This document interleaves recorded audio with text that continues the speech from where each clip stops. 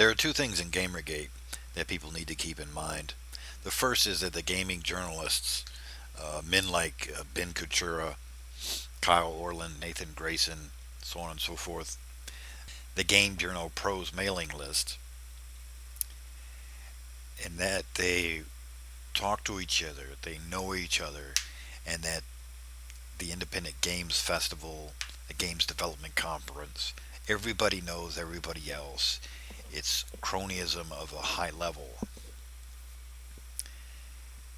Even if there was no ideology present, this would be a problem. It prevents people who are not part of the social clique from getting in. It's a real hazard with a small group of people monopolizing entry into an industry. That in and of itself should be enough to come down hard on the game, independent gaming. But ideology is used as a shield to prevent criticism of the cronyism with independent gaming. And so the second part shows up where there are people who agree with the ideology without understanding how they're being used. It's the whole purpose of ideology. They are the ideas and assumptions used to keep a power elite in control. Just so happens to be that this particular ideology is social justice. Now, it could have been any ideology. So we're getting, and I'd call it social justice instead of progressivism because I've learned that social justice is not progressivism. It's not feminism.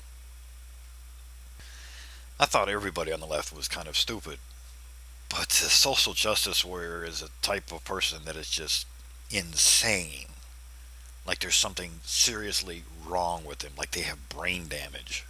They're so narcissistic, they actually truly believe that if Gamergate were to win, and we were to actually have an independent gaming scene that was free from cronyism, free from ideology, that we would revert back to some kind of medieval type of culture, that everything is going to revert back to racist white people trying to dominate the brown people.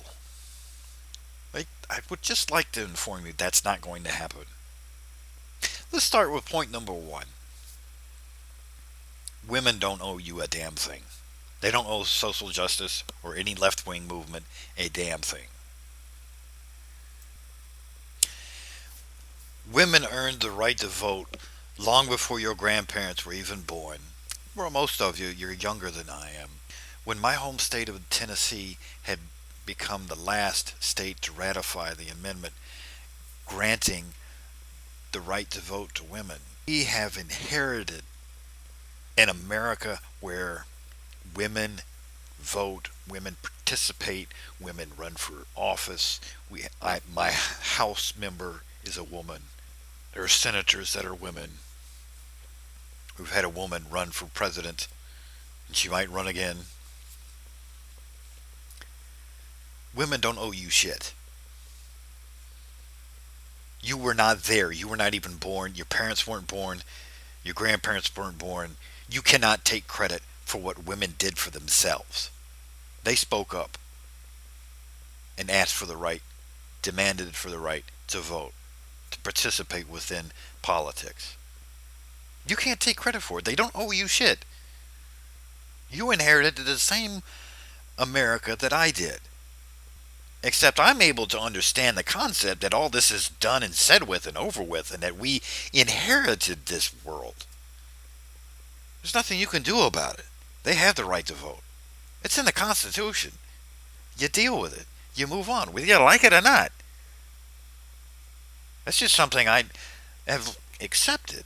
And it's something that you need to accept. You need to accept that women have the right to vote in the United States of America. They have the right to vote in Canada. They have the right to vote in Europe. And then there's the civil rights movement of the 50s and 60s. I'd like to let you know something. Black people don't owe you anything either. If Martin Luther King Jr. had black people marching. No white people, no left wingers, no nothing. They don't owe you anything. They don't owe you their rights. They don't owe you the right to vote. They don't owe you the right to participate.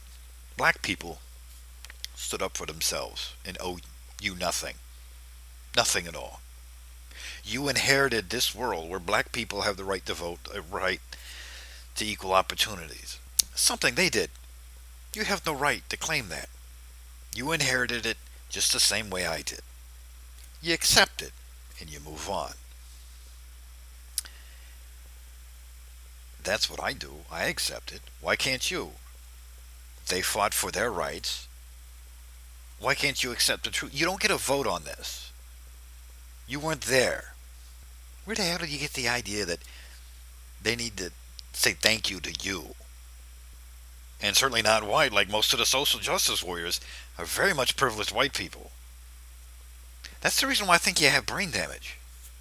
Where the hell do you get the idea that they owe you anything? They had their rights because they stood up and demanded their rights. They owe themselves. Nobody else. Once you realize that women and blacks don't owe you anything, they owe themselves, can't claim any kind of credit at all, then it means something very simple.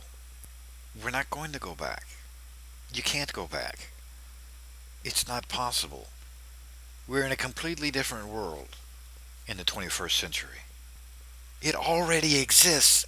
You're not responsible for it, which means if you go to hell away, it's not going to go away. The world is not dependent upon you.